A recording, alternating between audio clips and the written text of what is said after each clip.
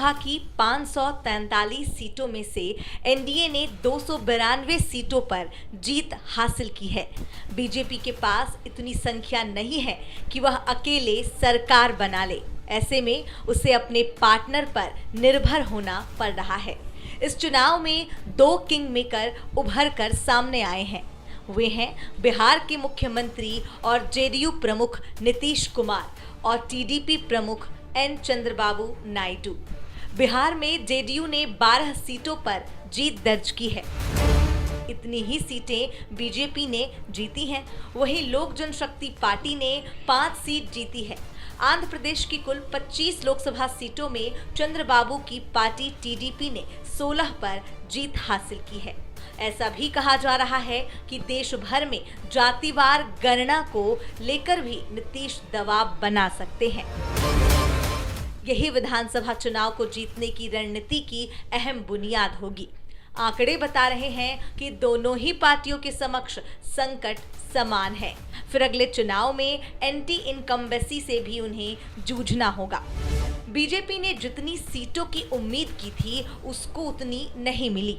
अब जब नई सरकार बनेगी तो सभी फैसलों में एनडीए गठबंधन के प्रमुख दलों को साथ लेकर चलना होगा। मोदी को अपने सहयोगी दलों को प्राथमिकता देनी होगी। विवादित विधेयक जैसे यूनिफॉर्म सिविल कोड को लाने से पहले नीतीश और चंद्रबाबू का ख्याल रखना होगा। नीतीश कुमार और चंद्रबाबू नायडू दोनों ही ऐसे नेता हैं जिन्हें अपनी राजनीति के लिए अपने अपने प्रदेशों में मुसलमानों की मदद की जरूरत है। इन्हें साथ रख नरेंद्र मोदी कम से कम ऐसे फैसले नहीं कर पाएंगे जिससे मुसलमानों को नुकसान हो, क्योंकि यह दोनों नेता नरेंद्र मोदी को ऐसा करने नहीं देंगे। ऐसे में बीजेपी को बहुत सारी कठिनाइयों का सामना करना पड़ेगा। पूर्ण बहुमत न होने की वजह से अब कुनबे को प्राथमिकता देनी होगी। प्रधानमंत्री नरेंद्र मोदी के सामने परिवार को एकजुट रखना बड़ी चुनौती होगी। कानून और बिल में अब सरकार को नीतीश कुमार और चंद्रबाबू नायडू का भी ख्याल रखना होगा।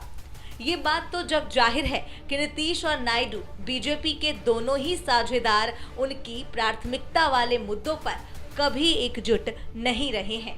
नीतीश और नायडू दोनों ही नेता कीमत वसूलने में माहिर रहे हैं। बीजेपी के सहयोगी दलों की विचारधारा उससे अलग है। कई मुद्दों को लेकर सहयोगी दलों और बीजेपी के बीच सोच का काफी अंतर है। पीएम मोदी ने अपने विजयी भाषण में इसके संकेत दिए कि उनकी सरकार बड़े फैसले लेगी, लेकिन यह 5 साल मोदी मैजिक की चमक को फिर से वापस लाने के भी होंगे।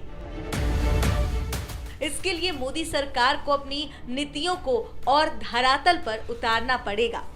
आने वाले दिनों में महाराष्ट्र, दिल्ली और हरियाणा में विधानसभा चुनाव होने हैं। बीजेपी पर अब तीनों राज्यों में बेहतर प्रदर्शन का दबाव रहेगा।